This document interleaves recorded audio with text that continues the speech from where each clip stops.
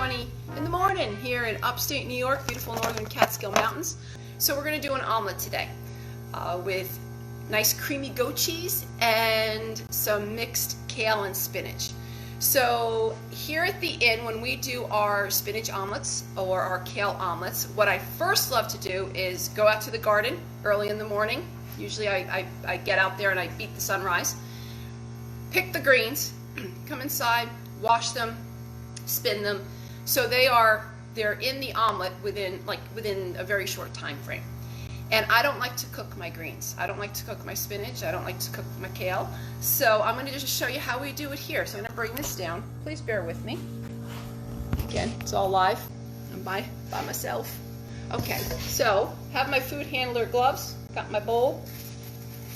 We're going to massage the spinach and the kale. All right, I got from our Hannafords the other day. I go to the grocery store as little as possible. I also shop for mom and dad too. So we're going to go ahead and put your greens in the bowl. You could use spinach, you can use kale. You can even we do a BLT omelet in the summertime. So we have one garden bed that has all different lettuces, romaine, spotted trout, a spicy mix, and we do that with our spiced bacon as well as lettuce, and it is tomato delicious. So we have our greens in there. Pretty much you're just going to get your olive oil, extra virgin olive oil. Just give that a little drizzle. If you're on any kind of maintenance program or weight program, you could go ahead and just measure that out. It's not going to be a lot. Wipe my hands on that one. I'm going to do some cracked pepper. Of course, it's to taste. That one's not working for me, so I will go with this one. There we go. We use the pepper medley, the tricolor. And then we're going to go with cracked salt. We use pink Himalayan sea salt. Okay, beautiful. And some granulated garlic. Because, you know, that's what Italians do. A little granulated garlic.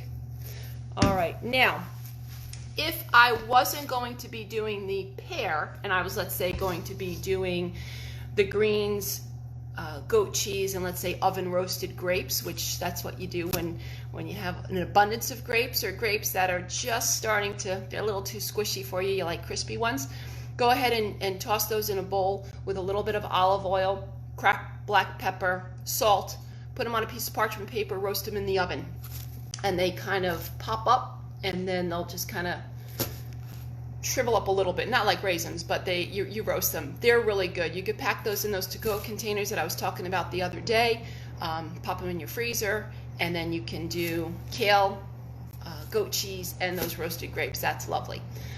With that, though, what I would normally do is I would take a little bit of agave, right? Just a smidge, a drizzle, and put that on there. But today, because I have the pear, and to me that has a lot of natural sugar in it, I'm going to bypass that agave. I think it's just going to be, I'd rather have a different flavor profile. So there's your greens, and you're just going to massage them. So basically you're kind of squishing them, spin them around, and your nice bunch will break down. Let's see if we can do it this way. So my big bowl kind of went down to that, right? So your salt's breaking that down as well. So that's all done there. We're gonna leave that. Oh, for all you people too that now we're all wearing gloves. Everybody should have these in light of, you know, you go to the gas station and use gloves. When you're taking off your gloves, by the way, you want to grab it from the inside and pull out, fold it over, and then you're going from the inside, pulling out. This way you're not touching any contaminants on the outside. That's my former EMT training right there. All right, so I have that done. So that's going to just sit there and rest. Next thing we have is I have my pan on, right? So I have my omelet pan. Gosh, it's so hard to see. There we go. Is that it? Yep. Omelet pan on low. It is a Teflon pan. You never use metal in the Teflon. We go through a lot of omelet pans until I found Le Creuset. That's the C-R-E-U-S-E-T. They're the ones that make those big roasting pans. They come in like bright orange and bright blue and turquoise. They make these pans. And the nice thing about their nonstick pans is this nonstick actually goes through the whole pan. So it's not just the coating on the top where if you scratch it, you get that, you know, that flaking. The whole pan, other than the little tiny piece on the bottom, is made from that material. You still want to use rubber. You don't want to cut in there. You don't want to use a fork or whatever. But just with the wear and the tear, you're not going to get that flaking because it is the whole pan. I also have my broiler on low. So most people don't have this obviously kind of broiler at home. They're also called salamanders. Why? I don't know, but salamander broiler. You can put your oven, the broiler on your oven on low, and I'll show you why in a minute. But we have our pan, and we're going to go ahead. Let me put you right over here, people. I have a little bit of butter on a Teflon little brush, and we're just going to hear that sizzle. That's the sizzle you want for your eggs, right?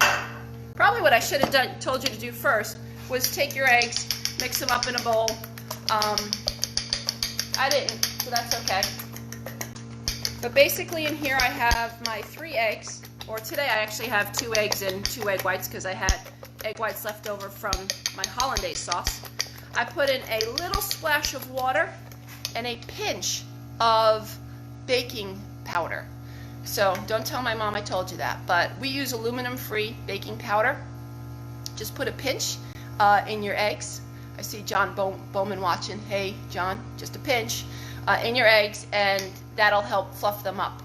So if you do what I did and you did that first, what's going to happen now is your butter is going to be browned. So we're going to just get rid of that butter. Boop, that's done. And I'm going to get some more in that pan because I don't want my eggs to be brown. All right, here's my sizzle. Going back over here, got my eggs. Did you hear that sizzle in there when I put those eggs in there? That's exactly the sizzle you want. This should be fun trying to do this and that at the same time. All right, with your spatula, I have the curved spatula. Your heat on, well, it's on medium low. You're just going to pull your eggs into the middle of the pan. Got to be gentle with eggs. Got to just love on them. There we go. So you're going to end up with this. We're not scrambling them, right? We're making our omelet. So you end up with this kind of mound in the middle. Kind of comes around the sides. Just go around, pull it in. That's it right there. So it's quite wet. Taking my spatula, putting it in a bucket with hot boiled water. We don't want any cross-contamination of raw egg salmonella when I then use it when it's cooked. Taking our omelet, we're going to put it on up top. So what will happen, I'm going to bring it up a level there. It's going to start to cook from the top down. Then I'm going to go ahead and put my ingredients on there and then flip it over. Could you, if you didn't have that, flip it over in a pan and do it? Yeah, you could. I do that in my house just because I don't really use the oven in there so very often, so I don't put the broiler on. Plus, if you are putting your pan in the oven under the broiler, make sure that it is all metal, that you don't have any wood handles on the pan. You also want to make sure that you have a glove, a cooking glove, or obviously some sort to pull that pan out so you don't burn yourself, unless you're like my dad Vito, who could touch anything and not burn himself because he has asbestos hands. So this is cooking, right? So you see it was really wet before. It's starting to firm up a little bit, cooking nice and gently. After this, then you're going to take whatever topping you have, whatever filling you want, and you're going to put it on top. If you have your your cheeses, all of that, you're going to melt that, and then you're going to turn that out. So this is just about done. Okay. Still, there's like one little piece that's a little jiggly. Depends on how well you like it. Okay, so what I'm going to do is I'm going to come back over here. There we go. I'm going to take my, let's see, my goat cheese, which is my goat cheese. I did a creamy goat cheese, 2 tablespoons.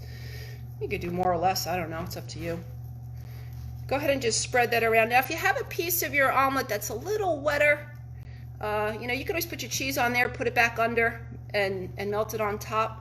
You could do that. Okay, here's my cheese. I'm gonna go ahead and grab my greens. Actually, you know what? Before I do my greens, let's do it this way. Okay, let's do it this way. We got our cheese.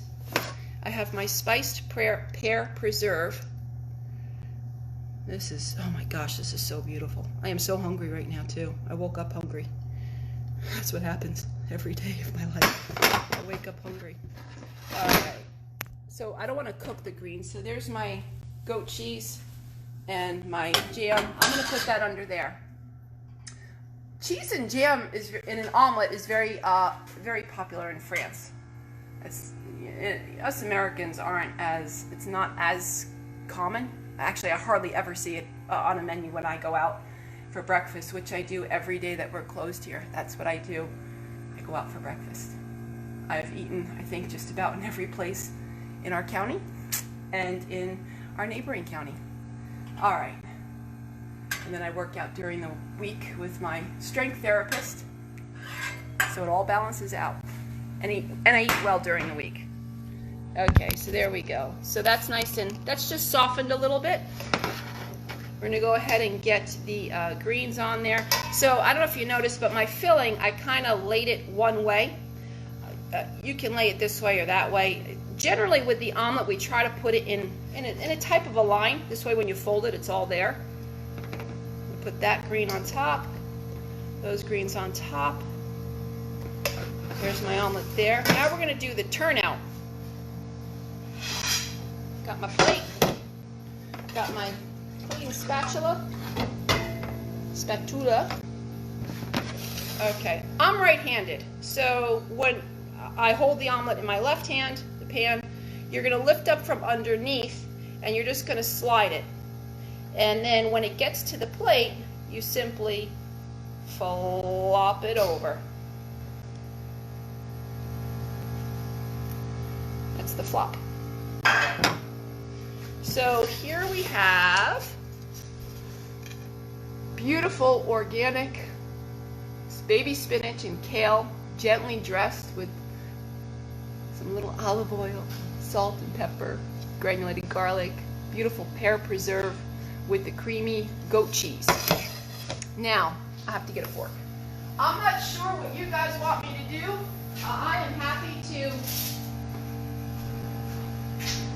I'm happy to show you some other things too. Maybe you could just give a comment, post what you want, what you like, or just give us a like and share us. And you could serve this, of course, with toast.